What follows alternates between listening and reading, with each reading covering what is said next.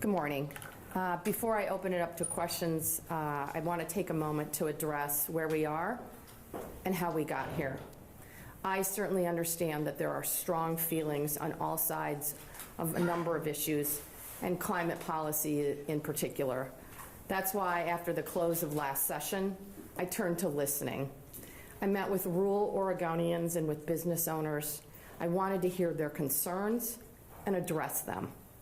That's why the legislation in front of us today is significantly different than before. We worked for common ground and we found it, and I'm very, very proud of that. The climate bill now exempts rural drivers from price increases at the pump. It provides real flexibility for local manufacturers.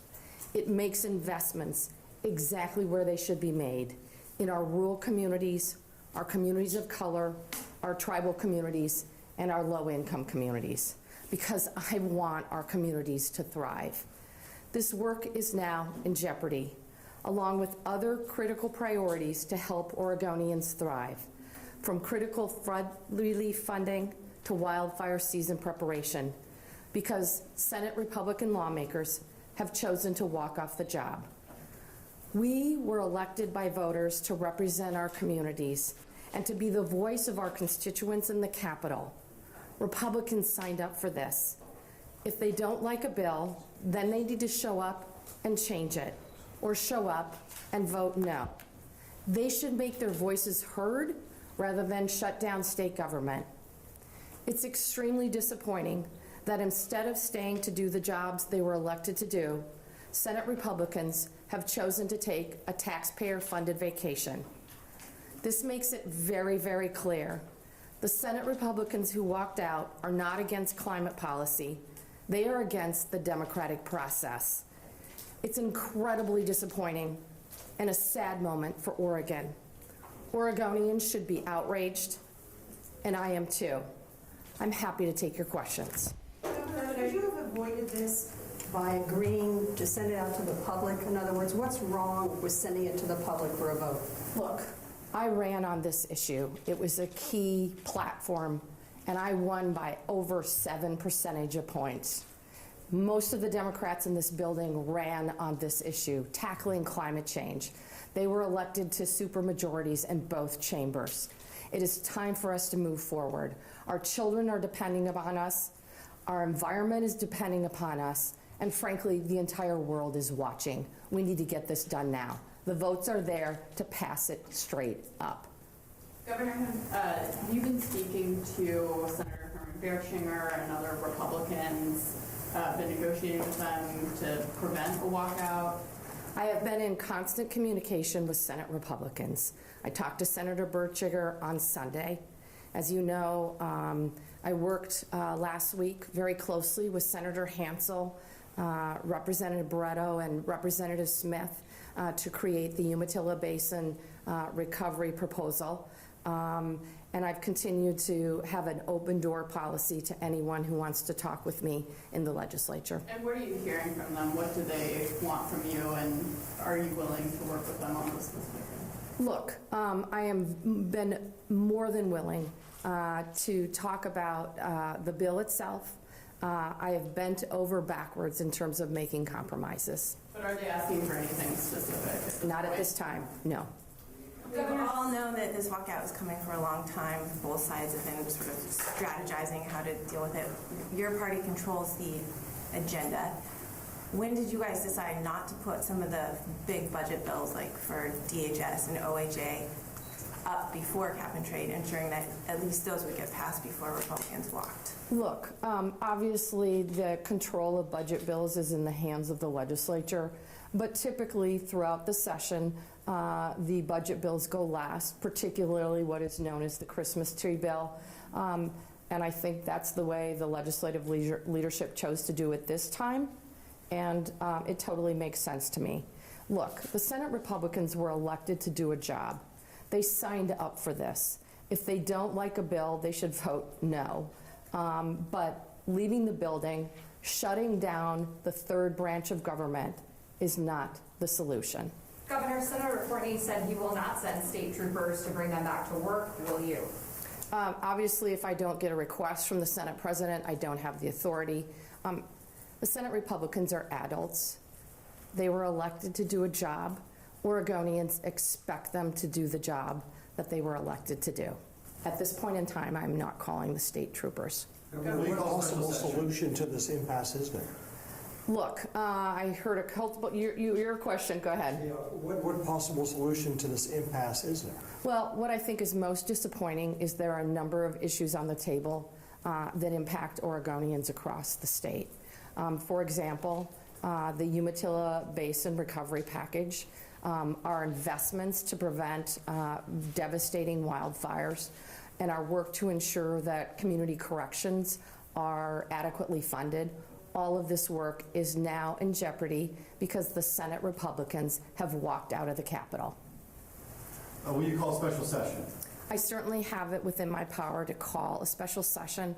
At this point of time, there's plenty of time left in the legislative session for us to complete the people's business, to get done the work that needs to be done.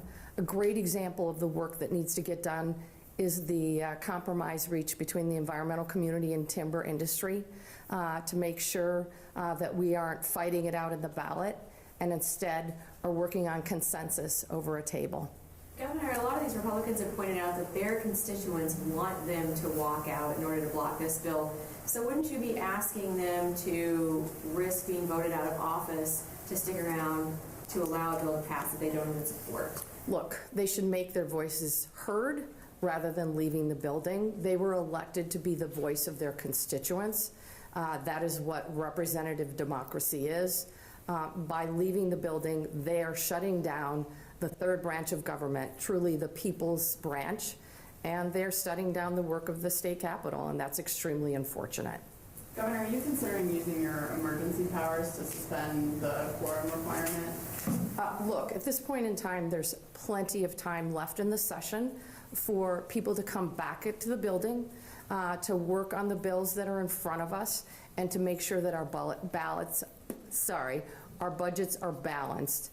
We have time to get this done. That's where I'm focused right now. Governor, have you checked? Executive is that you could, as I understand it, have DEQ or other agencies take action on climate change immediately, and I think that the director over there has been working on plans that will allow you to do that. So what do you, is that? Certainly I have tools as the chief executive to move forward in terms of tackling climate change. But here's the reality. I think it's important that the legislature make this decision to move forward on this particular bill and tackle climate change through that route. That has got to be our first priority, and that's what I'm committed to making happen over the next 2 weeks. Governor, how do you, this is essentially a political win for the GOP at this point. You're the governor. How do you get this back under control? So I would disagree with your premise. I think certainly our Senate Republicans playing politics with people's lives, yes, they are. I think it is a huge loss for the legislative process.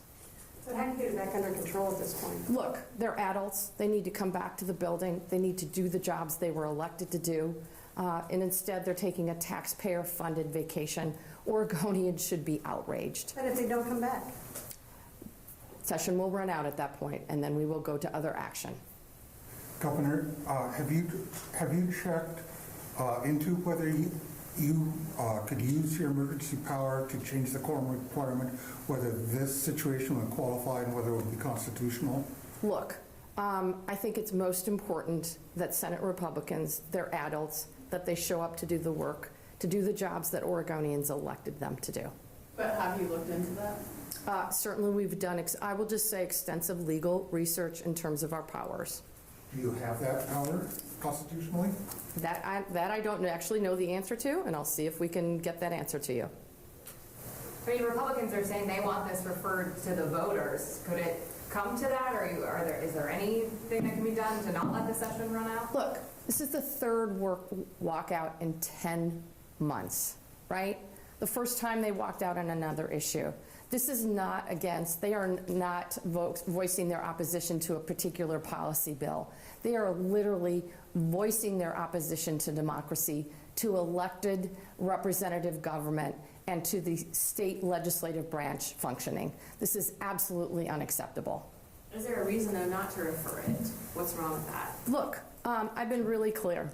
I was elected by a solid majority, over 7 percentage points. I ran on this issue. Oregonians are demanding this action, and it's time that we move forward. Our environment desperately needs us to take action. Oregonians want us to take action, and we should do this through the legislative process. There are the votes to pass the bill as written. Are you worried there aren't votes to pass the bill if you put it in front of voters? I believe there are votes to pass the bill. I believe that Oregonians are supportive of us tackling climate change. We were elected to do jobs, and that's exactly what we're going to do. If Oregonians support this, why not just call the Republicans bluff and send it to the voters? Look, I think there's a lot of compromises available. One of them is a sunset clause. That is something that I have put on the table. That's a very reasonable compromise. We are not interested in referring the bill because we have the votes in the building to pass it upright. And our environment, our children, our demand that we take action now. And frankly, not only is the nation watching, the entire world is watching. We need to move forward on climate change legislation, and we need to do it now. When would the sunset take effect, 2050? You could put it in the bill whenever you wanted to. I think the proposal we put on the table was 2035, but I think there's plenty of options. I can follow up with you. Has anybody not asked a question and would like to ask a question? Governor, Yes. how much time are you willing to let pass before you take a next step to bring these senators back? Look, it's very clear that they have until midnight, March 8th, to show up. It would be my expectation that they show up in a reasonable amount of time so that we can get the people's business done. As I mentioned, there's a number of issues out there that we need to address, from wildfire preparation to community corrections to making sure that the people of the Umatilla Basin have the resources needed for recovery. That's what I think is most important. That's the work I'm going to be focused on for the next couple of weeks. So just to follow up on that, they don't come back into the building by midnight, March 8th. Would you call a special session? Look, that's certainly within my authority to do so. At this point in time, I'm focused on getting the people's business done. That means tackling the bills that are in front of us. When you talked with Senate Republicans recently, I think it was last week, but time escapes me, what did you tell them? When you talked to Senate Democrats last week? Oh, with the Senate Democratic Caucus? Look, I asked everybody to keep their heads in the game, stay calm, cool, and collected. We are going to be successful. It just may take some time. Any other questions? Is this walkout any different from the previous ones? Yes, Dick. It's substantially more disappointing that the Senate Republicans are choosing to shut down the democratic process to basically put a halt to the work of state government. Yes, it's extremely disappointing. What specifically will you plan to do today to start the process of trying to get them back? At this point in time, I'm focused on figuring out how we take care of the needs across the state. How do we continue the recovery work around the Umatilla Basin region? As you know, from my package, there's roughly $6 million in that package for affordable housing. One of the things that happened with the flooding was complete destruction of the mobile home park. We have to figure out how that's going to be relocated, how we get housing for those 50 to 75 families. That's the work I'm going to be focused on today. Thank you all.